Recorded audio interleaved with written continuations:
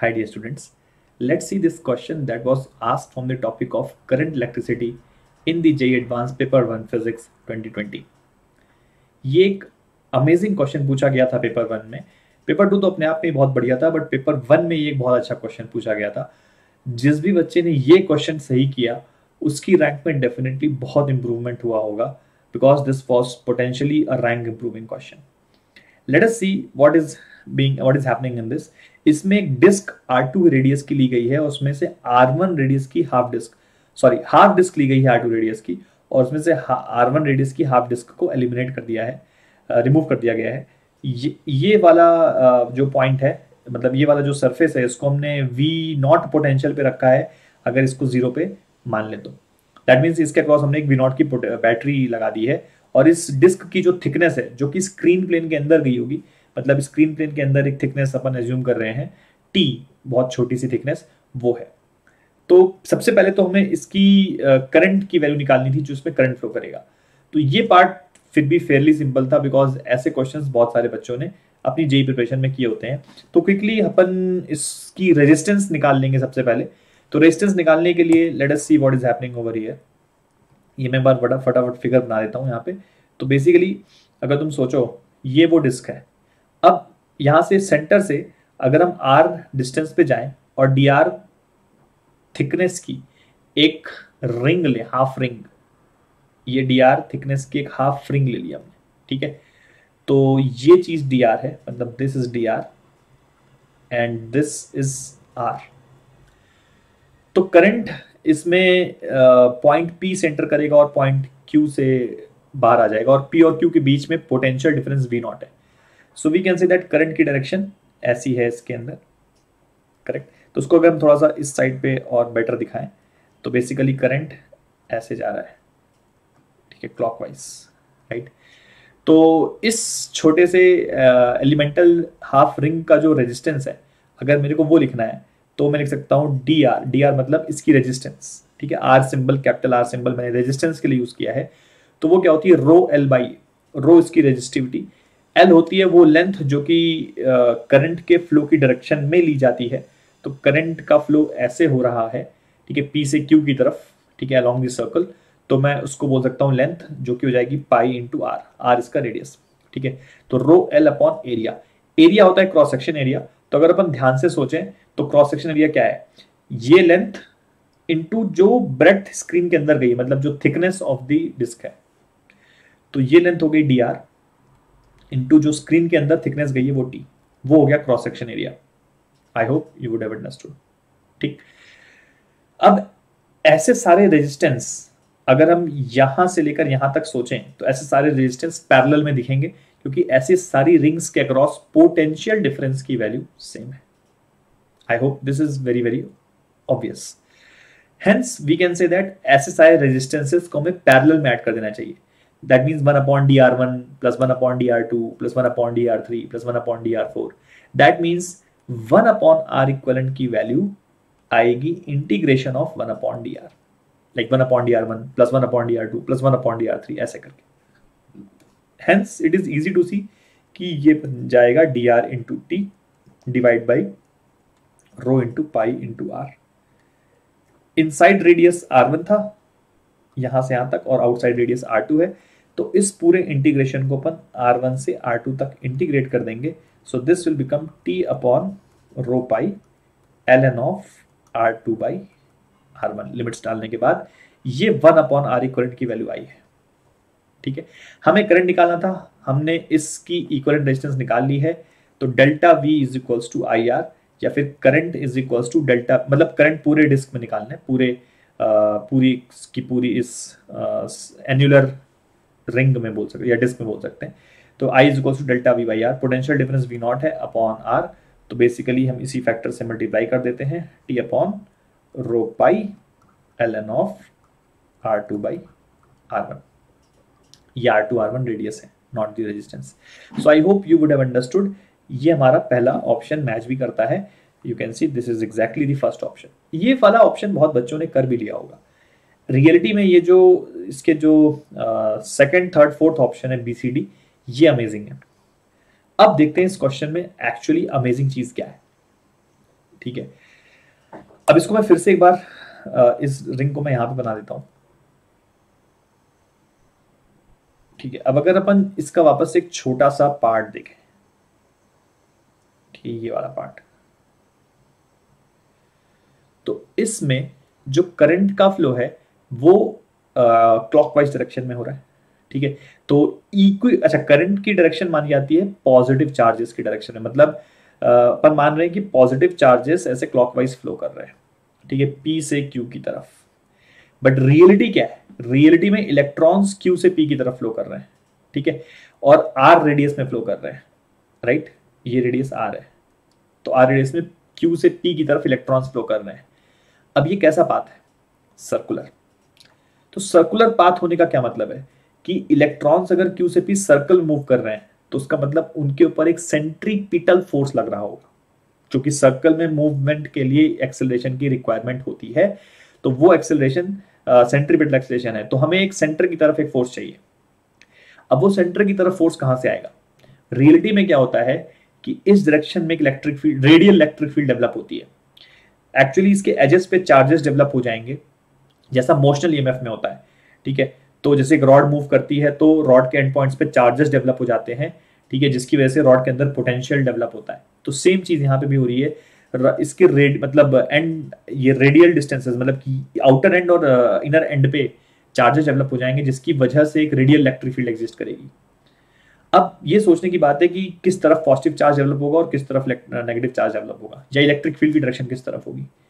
तो since electron ऐसे move कर रहे हैं क्यू से पी की तरफ, ठीक है, इसका इलेक्ट्रॉन की एक्सलेशन सेंटर की तरफ है, सी की तरफ, तो हमें सेंट्रीपिटल फोर्स सी की तरफ चाहिए, राइट। इलेक्ट्रॉन पे इलेक्ट्रिक फील्ड ऑपोजिट डायरेक्शन में फोर्स लगाती है क्योंकि इलेक्ट्रॉन नेगेटिव चार्ज होता है, इसलिए इलेक्ट्रिक फील्ड रेडियली आउटवर्ड होना चाहिए। इलेक्ट्रिक फील्ड अगर रेडियली आउटवर्ड होगा, मतलब कि ऐसा कुछ, ऐसा कुछ, ऐसा इलेक्ट्रिक फील्ड होगा, तो अपन कह सकते हैं कि फोर्स जो इलेक्ट्रॉन पे होगा वो सेंटर की तरफ लगेगा। तो इलेक्ट्रॉन पे जो इलेक्ट्रिक फील्ड डेवलप हो रहा है वो रेडियली आउटवर्ड डायरेक्शन में डेवलप हो रहा है। हेंस वी कैन से कि जो पोटेंशियल है वो अंदर वाले मतलब इस वाली सरफेस का ज्यादा होगा और इस वाली सरफेस का पोटेंशियल कम होगा, राइट। तो this makes option C as correct as well. Outer surface lower potential पे है और इनर सरफेस हायर पोटेंशियल पे, ये हायर पोटेंशियल पे है और ये लोअर पोटेंशियल पे है। इसमें जो पोटेंशियल डिफरेंस डेवलप हुआ है वो ऐसा हुआ है, ठीक है। Next we will also check for option D. तो अब इसके लिए अपन देखो, इस छोटी सी रिंग में अगर करंट डी आई एज्यूम करें, ठीक है, तो इस डी आई को हम लिख सकते हैं, इसके अक्रॉस पोटेंशियल डिफरेंस वो तो वी नॉट है, ठीक है, डिवाइड बाई रेजिस्टेंस, ठीक है, इसका रेजिस्टेंस, ठीक है, इस रिंग का रेजिस्टेंस, मतलब पी क्यू एलिमेंटल रिंग का रेजिस्टेंस जो हाफ रिंग है, वो हमने भी लिखा था यहाँ पे rho pi r d r t, ठीक, तो वो लिख लिया rho pi r d r into t. तो जो इसमें करंट फ्लो कर रहा है इस एलिमेंटल रिंग में, उसकी वैल्यू ये है। करंट क्या, एक डेफिनेशन हमने और पढ़ा है, NEAVD, ठीक है। N क्या होता है, नंबर ऑफ चार्ज पार्टिकल्स या free electrons per unit volume, ठीक है। E हो गया इलेक्ट्रॉनिक चार्ज, A हो गया क्रॉस सेक्शन एरिया, VD हो गई ड्रिफ्ट स्पीड। तो इस रिंग में फ्लो करता हुआ करंट की वैल्यू को मैं N electronic charge into cross section area, वापस से अभी हमने बताया था TDR की वैल्यू क्रॉस सेक्शन एरिया ही है, ठीक है, इंटू ड्रिफ्ट स्पीड। ये VD क्या है, ड्रिफ्ट स्पीड, चमक रही बात। तो DR और T कैंसिल होता है, यहां से हमें drift speed as a function of R मिल जा रही है, जो कि हमारे पास आ रही है V naught rho pi R। N भी इधर लिख लेते हैं, E इधर लिख लेते हैं, आई गेस सब लिख लिया, ठीक है, V naught rho pi R, ये हमारे पास ड्रिफ्ट स्पीड आ गई, ठीक। अब किसी भी एक इलेक्ट्रॉन को अगर मैं यहां पे देखता हूं, जैसे मान लो ये एक इलेक्ट्रॉन है, तो इस इलेक्ट्रॉन पे जो सेंटर की तरफ फोर्स है वो क्या है, QE है, ठीक है, QE। तो Q मतलब इलेक्ट्रॉन का चार्ज हो गया, Q मतलब इलेक्ट्रॉन का चार्ज हो गया, एक सेकेंड, ठीक है, चलो कोई बात नहीं।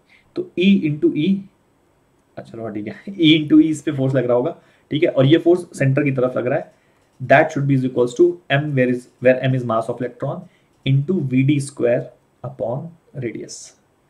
तो यहां से इलेक्ट्रिक फील्ड इस पॉइंट पे आ गई हमारे पास, M VD स्क्वायर कर देते हैं, तो उससे करने से वी नॉट स्क्वायर आ जाएगा, एन स्क्वायर आ जाएगा, रो स्क्वायर आ जाएगा, पाई स्क्वायर आ जाएगा, ई स्क्वायर आ जाएगा, और ये आर स्क्वायर और ये आर, आर क्यूब बन जाएगा, और ये वाला ई भी इस तरफ आ जाएगा तो ये ई क्यूब बन जाएगा। ठीक है, इसको साफ लिख देते हैं। अरे यार, ठीक है, ये आ गई electric field as a function of r. बस डायरेक्शन तो हमें पहले से ही पता है, तो अब बस ई डॉट डी आर निकालते ही, क्योंकि यहां से अगर यहाँ पोटेंशियल डिफरेंस निकालना है तो वो हमें पता है हमारे इलेक्ट्रोस्टैटिक्स की नॉलेज से, कि जैसे कि मैं बोलता हूं, मैं इस पॉइंट को 1 बोल दूं और इस पॉइंट को 2 बोल दूं, ठीक है, तो v2 माइनस v1 की वैल्यू लिखी जाएगी minus E dot D R. ठीक है, आई होप समझ में आ गया होगा। ठीक है, 1 से 2। ठीक है, तो इलेक्ट्रिक फील्ड हमें पता है एम वी नॉट, ये सारी चीजें बाहर लिख ले, m v not square, n square, rho square, pi square, e cube, काफी गंदा सा एक्सप्रेशन है बट उससे हमें कुछ करना नहीं है। ठीक है, इलेक्ट्रिक फील्ड और आर सेमी डायरेक्शन में है तो d are by are cube, d are by are cube का इंटीग्रेशन हो जाएगा। ठीक है, ये आ जाएगा R1 से R2 तक। तो इस पूरी चीज को मैं थोड़ी देर के लिए, इस पूरे मसाले को मैं, मतलब इसको मैं लैम्डा बोल देता हूँ। ठीक है, और ये V not square potential difference ऐसे रहने देता हूँ। ठीक है, क्योंकि हमें पोटेंशियल डिफरेंस से ही काम आएगा, हमारा क्वेश्चन पोटेंशियल डिफरेंस से सॉल्व होगा, तो इसलिए मैंने इसको अलग से ट्रीट किया है। बाकी सब कांस्टेंट को मैंने लैम्डा बोल दिया है। D are by are cube की वैल्यू हम बोल सकते हैं क्या आएगी, इंटीग्रेट होके आर की पावर -2 बाई -2, है ना, तो 1 अपॉन आर स्क्वायर। ठीक है, प्लस बन जाएगा। ठीक है, तो ये आ जाएगा, इसमें लिमिट डालेंगे अपन R1 से R2। ठीक है, कैपिटल R1 से कैपिटल R2।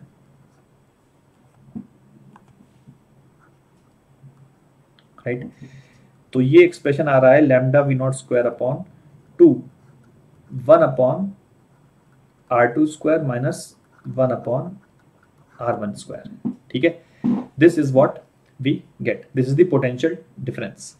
ठीक है, अब एक बार नेक्स्ट स्लाइड पे लिख लेते हैं इस चीज को। जो पोटेंशियल डिफरेंस डेवलप हुआ है वो आया है lambda V not square by 2, ठीक है, into 1 by R2 square minus 1 by R1 square.